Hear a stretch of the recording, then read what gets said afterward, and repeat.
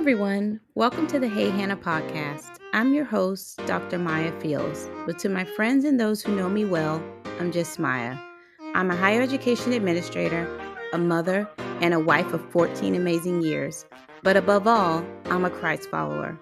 This podcast is a special platform created to honor the memory of my beloved daughter, Hannah. It's here that I have the chance to have the conversations that I never got to have with her, to share the wisdom and love I wish I could have passed on. It's a reminder to cherish the precious moments we're given and a testament to the power of healing, hope, and personal growth. If you're someone who's seeking personal growth, inspiration, and practical advice to build a solid foundation for a successful and fulfilling life, this is the place for you. Join me as we honor Hannah's memory together. Laugh, cry, and learn. Get ready for a podcast that is so much more than you could ever imagine. The HeyHannah Podcast. Healing hearts, one conversation at a time.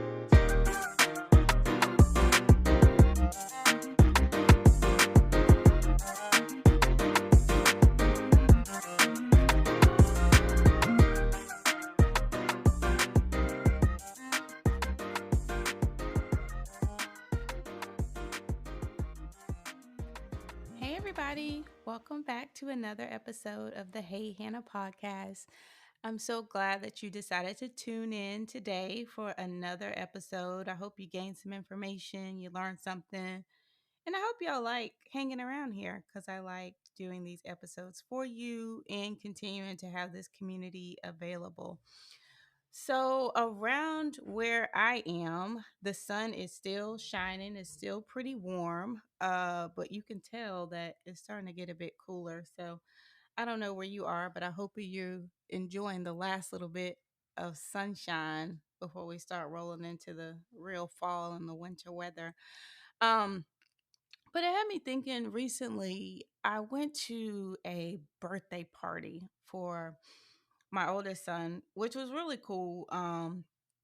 It was an outside birthday, which is great if you have a summer birthday. I have a winter birthday, so that's not a thing for me. But we went to this outdoor party and it was really great. The kids had a great time. Again, it was for my oldest. It was for one of his classmates, so he was just so excited and looking forward to going to the party. But anyways, we were sitting around talking, and it was a group of ladies just kind of chit chatting while the kids were playing. And one of the ladies, one of the children had kind of come around, and one of the ladies started saying something, but she used some strong choice words, like drop some f bombs here and there. And so the lady's daughter jumped in to interject. She's like, Mom, you can't say that. We're at a kids' party. And it was like almost like a reflex. One of the other parents just jumped in and she was like, oh, no judgment. And so it kind of got me thinking, like, we're at a kids' party. This whole dynamic is kind of playing out. And that instant reflex of no judgment came up. So I was thinking, like, well, does no judgment today mean like no standards at all? And I get it's, a lot of times the phrase is said in a way to, bring like some comfort or, familiarity to an extent, but like an acceptance to whatever is going on where you are. So it's like, oh, no judgment. I don't want you to feel that. I want you to feel safe. Like this is a safe place. But is it also now turning into a thing that we throw out so much that it now also equates to no standards? Because, and I say that because again, we're at a kids' party, use the type of language you want to use. It's absolutely fine. But I do really feel like it wasn't necessarily the place to use that language. So why it wasn't, like, oh, I'm going to have a hard judgment here. I do feel like if you look back at the definition of it, judgment is really just to form an opinion, to come to some type of sensible conclusion, or to make a decision based on the information that you have. But for some reason, we've kind of got it to where it's now a negative connotation. So we throw that out there so quickly because we want people to know, like, hey, no judgment, nothing here. But are you actually saying that you're not forming an opinion and that you don't have any sensible conclusion based on the actions that are going on around you? So it's just kind of something that I was thinking about. And, I think it's important to touch on biblically where judgment comes into play, because I hear this a lot and I see this a lot too amongst even just like biblical social media groups or just social media in general. It's thrown out all the time as kind of a cover for any type of action that an individual may not want accountability for. Well, no judgment. Don't judge. You're not supposed to judge. But I want to clear up a few things. I think it's very important to make sure that this is crystal clear. If you are a Christ follower, you should absolutely judgment should be taking place. And I'll tell you just some scriptural reference. I'm not just pulling this out of thin air. So First Corinthians talks about 5 and 12. It's my responsibility to judge. It's not my responsibility to judge outsiders, but it is certainly the responsibility to judge those inside of the church. So you are supposed to be judging righteously the individuals who claim to be Christ followers as you are. You don't get a free pass to see things that that are not in line with the word and just, put a veil on, no judgment, so I have nothing to say here. You're absolutely supposed to be doing that. We're supposed to be policing each other as followers of Christ, because we're all walking examples of him, representation of him here on the earth. Another scripture that talks about judgment is John 7:24. Do not judge according to appearance, but judge with righteous judgment. The Bible has told us to judge, but we are to judge by what is right. So, righteous judgment means we judge according to God's standard, not our own standard. And that's something we all kind of have to take a minute and do a little self reflection with, but make sure we're judging by the standard that God has, not the one that we have. And then obviously you hear all the time, judge not lest you be judged. Again, just some clarification here. It's not saying don't judge, don't make any sensible conclusions about anything. It's saying by the standard that you are judging the individual is the same standard that you will be judged by. So again, you don't get a free pass to not make any sensible conclusions about anything or to make any determinations or form any opinions. It just means that you want to have like some checks and balances here with the things that you're doing. And so, as I'm thinking a little bit more about this, if we're going back to the definition of judgment, if we don't have any judgment anywhere, if we're not forming any sensible conclusions, then we don't get to correction and we don't have any redirection. So, if we don't have any correction or redirection, how are you shaping your standards? Your standards are shaped by your opinions, your sensible conclusions, or your perspective on situations. So, I really think it's a phrase that's overused, but for the Christian community, I think it's important for us to make sure that we recognize and know our responsibility to judge righteously. That's not something that we get a hall pass to sit out on. And the second thing is, I think we should all be careful about how we're throwing out no judgment here and no judgment there, which is great. We always want to have safe places and places where people feel welcome, but we also need to be comfortable with letting others know that we have a standard. There's nothing wrong with that. There's nothing wrong with letting other people know that you have a standard of some sort.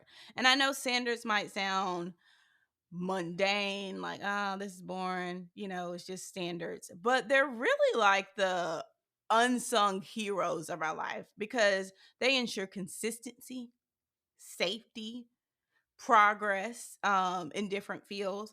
And a lot of times you'll hear the phrase like, oh, you teach other people how to treat you. You do that by having standards. And so, it's standards is not just existing amongst the community. It's in industries and technology, it's in healthcare, not just in your personal lives. So we can't want standards in the food industry. We want to make sure this is safe and cooked, temperature control, so I'm not sick, but not have any standards when we look over in our personal lives. It's something that's beneficial in each of these areas. So we want to think about, how are we setting our standards and communicating our standards to others and letting them be known. And get into a place where we're comfortable with saying what our standards are. Thinking about this a little bit from a parenting perspective, we have a unique opportunity really to shape standards for our children. And we kind of help them with that a little bit throughout all the times in their life, just like a little bit each day. But there's a couple things just really to consider. And this is kind of a highlight for women, I'll say too. I've said this before. I love that the Bible calls women in Titus the keeper of the home. A lot of times, the home is like the training ground for children, is where so many things are taking place. So, women, I feel like we have a unique and wonderful responsibility in the way that we are able to shape standards for our children. But we're doing that by modeling behavior. Children, it's not, you hear a lot of times, it's not what you say, but it's what you do. They learn by observing. So you want to set high standards for yourself. Um, and what you display is typically what your children going to do. That's the same thing in communication too. Engaging in open conversation about values and expectations, having respectable conversations with your children. Um, Exhibiting, patience in the conversation, encouraging your children to express their opinions and help them understand, the reasoning behind the standards that you set. My oldest, boy, can he talk. And so a lot of times, it's not just the why, but there's the what, and then he also has his opinion that he wants to give you as well. My mom has these sayings. She has all these funny sayings, but this is one that I always think of with him. He wants to tell you how the cow chews the cabbage. You can't just tell him, one thing and it's that. Like, you got to have a conversation and kind of peel back all the layers, with him. But, while I can honestly say sometimes it wears on my patience, if I'm talking about setting the standard, especially in communication, I want to model a form of communication to him where we're respecting others' opinions, where we're understanding that it's safe and it's good to have dialogue when you don't understand something. A lot of adults don't know how to properly communicate the things they don't understand or their needs, but we're working that out. We're flexing that muscle in our home by modeling the type of communication um, that we want to see. So that's a standard. And it's so important, you know, for boys who become men to obviously be able to communicate effectively when we're talking about individuals who are set, who are called to lead families and lead their homes and lead them well. Um, I think one of the primary factors of a wonderful and awesome leader is someone who is a great, effective communicator. If you're not able to communicate, you're not able to get your message across, you don't get people on the same page, and you don't get people into action. So, I feel like while these are little small things, I keep in my mind that I'm working out, I'm flexing the communication muscle for young men who are one day going to lead a family. Um, Another thing I think about too with uh just in relation to standards for parents is adaptability. Your standards, or the outline, the rules, whatever you want to call it, for your home, you want to have them there, but they shouldn't be rigid. They should evolve to kind of go with changing circumstances and new information. I hope you're learning something new every day and you're growing, and with growth comes change. So don't feel like, I set this standard in my home and this is how it's going to be until they turn 18 and leave, whatever it is. As you grow, flex the standards in your home. Make sure that you're incorporating things that are a result of the new knowledge that you gained. And you want to teach your children the importance of flexibility, especially when you're talking about their settings and adjusting their own standards. Um, I think this is probably one of the most beneficial things that you can teach children when you're talking about setting a foundation for them to be able to progress in life well. Things are not going to always go as you plan. It's great to have a plan, but the plan sometimes is not going to work. What does Mike Tyson say? Everybody has a plan until you get punched in the face. How are you going to adapt? What's coming next? You have the opportunity in your house to make sure that you're giving an example of adaptability standards. Example, I'm at home. I forgot to thaw out the meat. It's 5 o'clock. We got to cook. Am I going to flip my lid because I forgot? Or we're going to have a positive attitude and figure out, okay, well, I don't have this, but I do have XYZ. So we can just make this for dinner. We'll have breakfast for dinner and we'll do whatever I have planned tomorrow. It's going to be great. You're giving that example of how adaptability is something that you need to be able to do. And this is a healthy way to do it. So, parents, I want to just make sure I throw that out to you about setting your standards when we're talking about parenting. So, I want to challenge listeners. Make sure that you are taking the time to learn about the different standards that are affecting your life. Um, if there's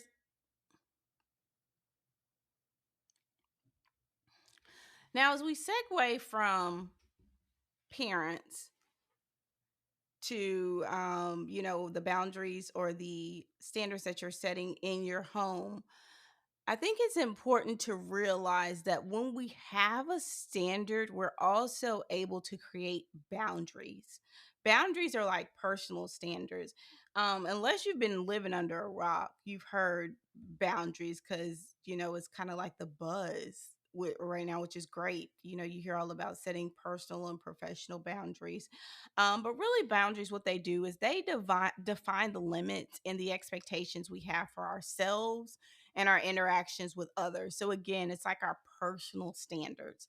Um, Now, our standards again influence our boundaries by shaping our values and our principles. So they determine, what we consider acceptable and what we consider unacceptable in our lives. But again, if we're not forming any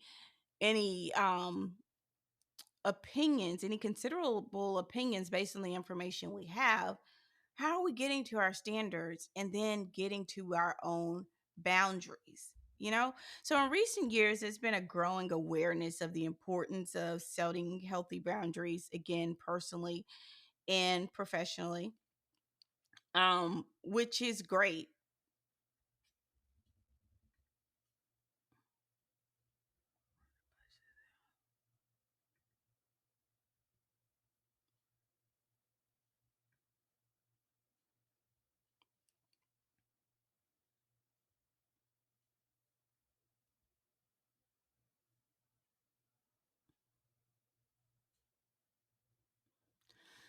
Now, just to jump in a bit to, if we don't end up setting these standards, kind of what are the downfalls?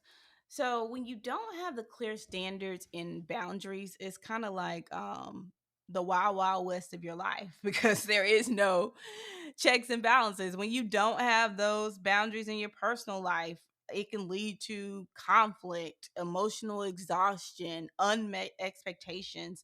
It's the same thing with work life balance. Stepping work boundaries you leads to burnout, strained relationships. The same thing with society, the example that I mentioned at the party. There's no you think about a society without ethical or moral standards can lead to inequality, social unrest, and just corruption. But there is also power, a lot of power in setting standards.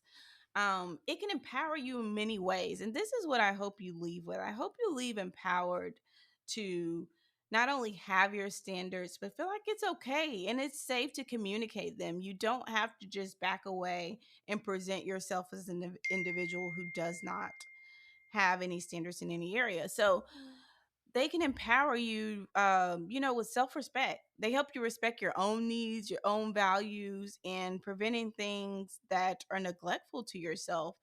Setting your standards helps you with healthy relationships. It clearly defines your boundaries, which ultimately creates, more fulfilling relationships for you. And then professional success, standards in the workplace really foster respect, integrity, and just contribute overall to a positive work environment.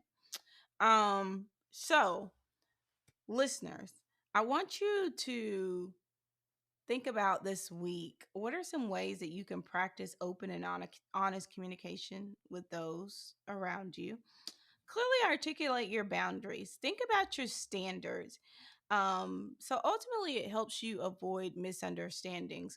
When you think about throwing out the phrase "no judgment," I want you to take a second guess and assess the situation. Is it really a situation of no judgment where you have no sensible opinion? Or is this an opportunity to safely communicate your standards if you feel like there is an impact on those?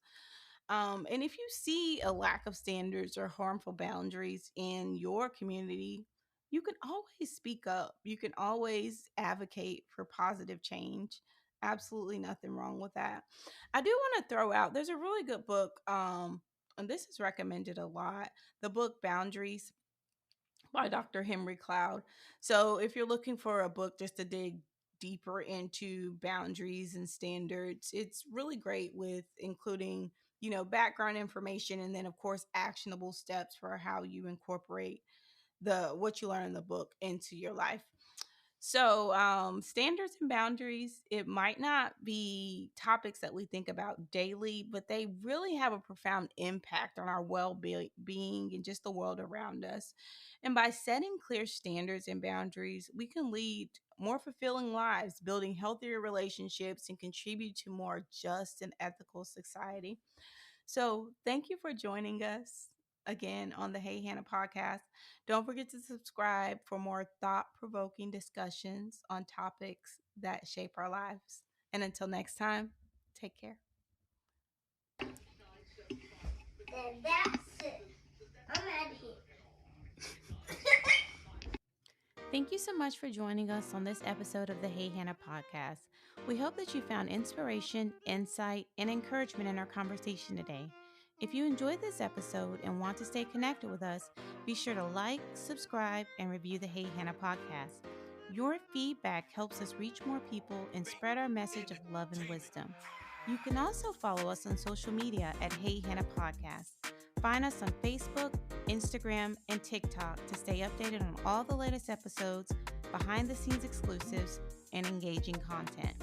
And for those of you who prefer the visual experience, catch the video versions of our podcast on our YouTube channel. Just search Hey Hannah Podcast and hit that subscribe button to never miss an episode. For even more Hey Hannah goodness, visit our website at www.heyhannahpodcast.com. There you'll find updates, bonus content, and join a community that embraces you with open arms. Your continued support truly means the world to us. Together, let's spread love, share wisdom, and honor every precious moment. Because here at Hey Hannah, we believe that life is meant to be lived well. Remember, a new episode of the Hey Hannah Podcast is released every Wednesday, so mark your calendars and be sure to tune in. Thank you again for being a part of Hannah's Hive. Until next time, take care.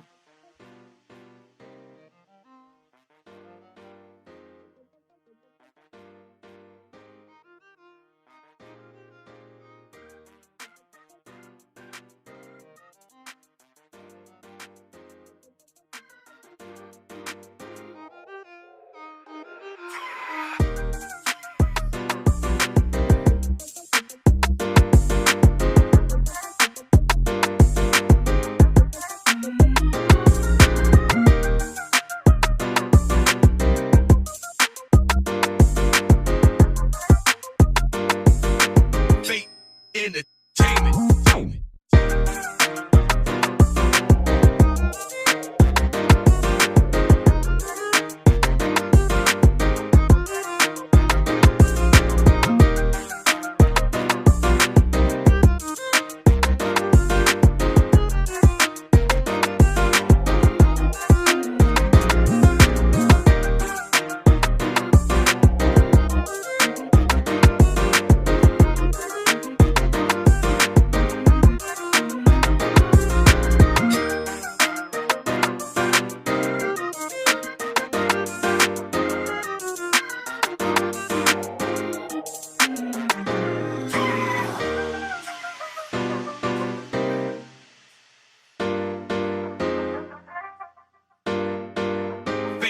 Entertainment.